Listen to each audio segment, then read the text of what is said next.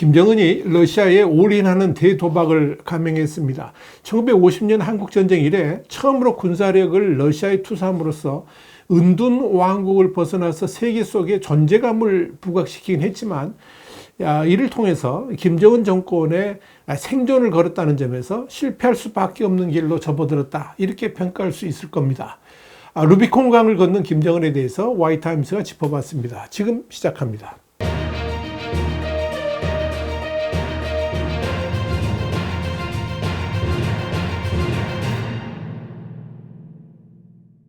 월스트리트저널은 현지 시간으로 4일 김정은이 정권의 생존을 위해 위험한 도박을 하고 있다 그러면서 김정은은 정상국가로 나아가려는 행동을 하기보다 그가 원하는 것을 얻기 위해 불량한 행동을 2배로 늘리고 있다, 이렇게 지적을 했습니다. 월스트리트저널에 이어서 김정은은 러시아에 올인함으로써 정권 안보를 확보하고 핵 프로그램을 진전시키며 경제적 구제를 얻기 위해 검증되지 않은 길을 선택했다 그러면서 김정은이 결국 러시아에 올인함으로써 한국과의 화해나 미국과의 핵 협상, 그리고 유럽의 광범위한 외교적 지원이라는 전통적인 지렛대가 크게 약화된 것으로 보인다, 이렇게 분석했습니다. 월스트리트저널은 이런 김정은의 선택은 블라디미르 푸틴과 군사적 공생관계를 만들었다 그러면서 군 병력과 미사일 및 포탄 등을 러시아에 보내는 대가로 김정은은 이미 유엔에서 러시아의 비호를 받고 있고 또 국경 간 무역 증가도 얻어냈으며 러시아의 다양한 첨단 기술들을 얻기를 원하고 있다라고 설명을 했습니다. 이에 대해 연세대학교 정치외교학과 백우열 교수는 월스트리트저널에 김정은이 추구하는 것은 북한 2.0이라면서 김정은은 러시아에 올인함으로써 정권 생존 전략을 새롭게 만들어가고 있다고 밝혔습니다. 그러나 월스트리트저널은 이 김정은의 도박은 역효과를 낼 수 있다 그러면서 북한 군인들이 전장에서 실패하거나 탈북해서 푸틴이나 북한 내부를 흔들 수도 있다라고 내다봤습니다. 월스트리트저널에 이어서 김정은에게 있어서 가장 큰 문제는 우크라이나와의 전쟁이 끝나면 러시아의 전폭적인 지원 약속도 사라질 수 있다는 점이라 그러면서 특히 미국과의 중요한 교량 역할을 해왔던 유럽과의 관계 손상은 앞으로 북한의 입지를 크게 위축시킬 것이다, 이렇게 내다봤습니다. 결국 이 우크라이나와 러시아 간의 전쟁이 끝나게 되면 그땐 푸틴의 김정은을 향한 약속이 지켜질 것이라는 보장 자체가 없는 데다가 김정은은 그런 신기루에 정권의 모든 것을 거는 무모한 짓을 하고 있다 하는 의미입니다. 특히 그동안에 이 북한의 후견인 노릇을 해왔던 중국이 앞으로 북한을 어떻게 대할 것인지 보지 않아도 뻔합니다.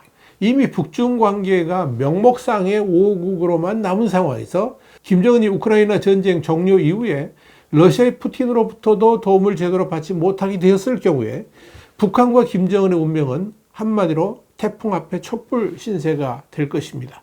특히 김정은에게 뼈아픈 것은 북한과 러시아 간의 결속이 한중 관계의 밀착을 불러왔다는 점입니다. 오는 8일부터 한국인의 중국 방문에 비자 면제를 시행하기로 한 것도 한중 관계가 급격하게 변하고 있다는 것을 보여줍니다. 그것도 이번 조치는 한국 측도 전혀 몰랐지만 중국이 일방적으로 결정한 것입니다. 그만큼 중국이 북한의 태도를 보면서 괘씸해하고 있고 그 반대급부적으로 한중 관계 증진이라는 부수적 결과를 낳고 있다고 보면 되는 겁니다. 더더욱 눈여겨볼 사항은 푸틴이라는 뒷배경을 믿고 행하는 김정은의 핵 위협에 대해서 그동안의 외교적 뒷배경이 되어줬던 유럽 국가들이 완전히 등을 돌리면서 김정은은 국제사회에서 고립 모래기를 갈 수도 있습니다. 특히 전쟁이 끝나면 김정은은 이런 외교적 왕따의 힘겨움을 톡톡히 경험하게 될 것입니다.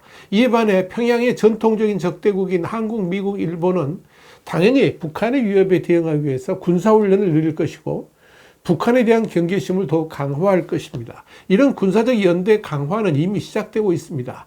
여기에 대해서 전 미 국무부 고위 관리였던 에반스 리비어는 김정은은 북한을 둘러싼 전략적 환경이 급변하고 있다는 것을 알고 있을 것이라 그러면서 그럴수록 김정은은 그런 적대적 환경에서 생존하기 위해 살아남는 법과 이에 필요한 도구와 기술 및 지원을 얻는 데 올인하게 될 것이다, 이렇게 밝혔습니다. 어떻게 보면 이 김정은이 이미 푸틴에게 올인한 상황에서 러시아로부터 얻을 수 있는 모든 것을 빼내려고 할 것이지만 푸틴이 과연 그렇게 호락호락 넘겨줄 것인지 여부도 눈여겨볼 필요가 있습니다. 푸틴에게 있어서 김정은보다 더 중요한 존재가 바로 중국의 시진핑이기 때문에 그렇습니다. 실제로 북한과 러시아가 긴밀하게 외교적 접촉을 하고 파병을 하고 있는 와중에도 중국은 수시로 고위급 인사를 러시아로 보내거나 중국으로 불러와서 협의를 하는 그런 일들이 벌어집니다. 구체적으로 무슨 논의가 이루어지고 있는지는 외부로 알려지지는 않았지만 북한이 민감한 기술을 갖는 것 자체가 중국에게도 매우 껄끄러운 일이 된다는 점에서 그런 문제에 대해서 러시아에게 경계를 했을 가능성이 상당히 높습니다. 그 말은 김정은이 아무리 푸틴에게서 얻고 싶은 것이 있다 할지라도 푸틴이 시진핑과의 관계를 고려해서 김정은의 북한에게 넘겨주지 못하는 그런 첨단 기술의 레드라인이 분명히 존재할 것이라는 의미입니다. 그런데 흥미로운 것은 김정은이 러시아의 북한군 파병을 결정한 시기 때부터 돌연 남쪽을 향한 위협도 심화되고 있다는 점입니다.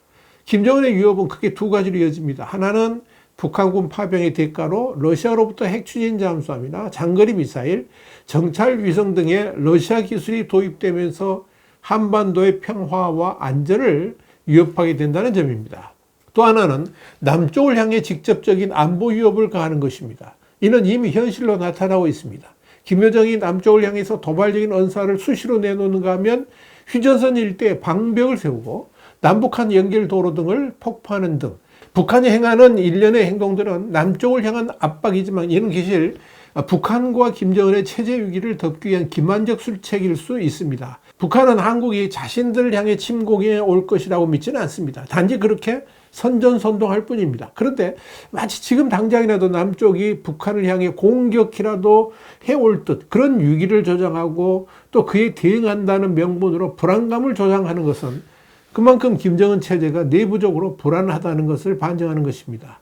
이 북한이 미국을 향해 대륙간 탄도미사일 ICBM을 발사하는 것도 마찬가지입니다.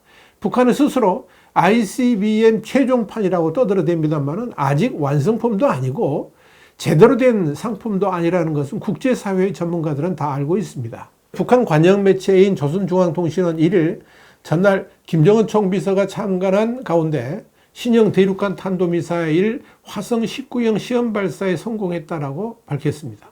조선중앙통신에 이어서 이번 시험에서 전략미사일 능력의 최신 기록을 갱신했다 그러면서 당대회가 제시한 국가핵무력 건설 전망계획에 따라서 화성 18형과 함께 운용되게 될 이 최종 완결판 대륙간 탄도미사일 화성 19형 무기체계다 이렇게 주장을 했습니다. 북한이 선전하는 이 내용이 과연 사실일까요?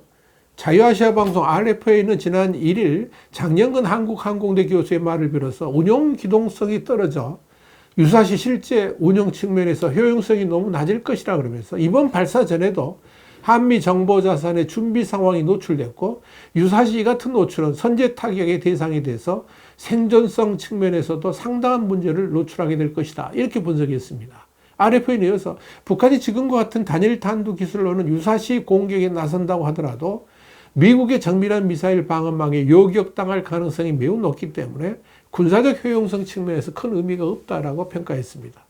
통일부의 김인혜 부대변인은 1일 정례 기자 설명에서 북한의 이번 발사는 핵미사일 능력 과시, 대미 압박 목적과 함께 북한군의 러시아 파병 사안으로부터 시선 돌리기용이다 그러면서 정치적 목적도 있는 것으로 분석을 했습니다.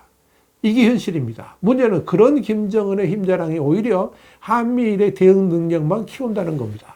또 한미일의 그런 군사적 대응은 중국의 심기를 매우 불편하게 만들면서 이 때문에 김정은의 오만함과 무모한 힘자랑에 대해서 불만을 터뜨리게 될 것이라는 사실입니다.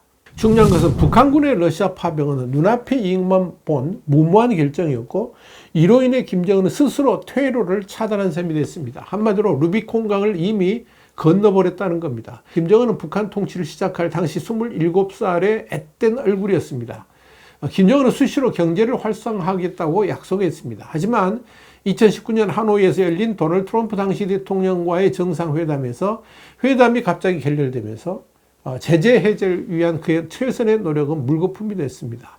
이는 평양에서 중대한 변화를 촉발했습니다. 2020년 1월 김정은은 북한 주민들에게 제재 하에서의 어려운 삶을 각오해야 한다고 선포를 했습니다.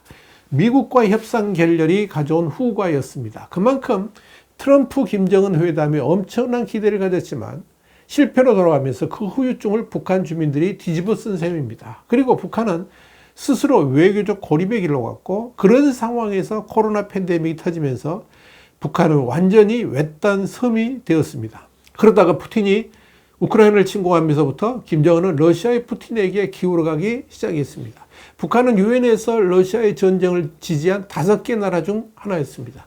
여기에 대해서 오바마 행정부 시절 국무부 아시아 담당 고위 관리였던 다니엘 러셀은 5월 전에 러시아가 북한을 품게 되면서 중국의 지원에서 벗어나 다각화함으로써 김정은에게 돈과 에너지와 기술 이상의 지정학적 가치를 가져다 준 꼴이 됐다 그러면서 중국은 이제 북한을 통제할 힘을 완전히 잃어버리게 되었다라고 설명했습니다. 이것이 김정은에게는 새로운 카드가 될 수 있지만 반면 그런 중국과의 거리두기가 김정은에게는 정권을 어렵게 하는 최악의 카드가 될 수도 있다는 점에서 문제가 있습니다. 여기에 대해서 전략국제문제연구소의 빅터차 한국석자는 최근 루비콘강을 건너다라는 분석에서 우크라이나 전쟁은 푸틴뿐만 아니라 러시아하고의 긴밀한 동맹에 북한의 미래를 걸고 있는 김정은에게도 실존적인 문제라 그러면서 북한의 전쟁 참여는 한국의 우크라이나에 대한 지원을 촉진하고 유럽에서 북한과의 관계에 거리를 두도록 하는 최악의 결과를 초래할 수도 있다. 이렇게 진단했습니다.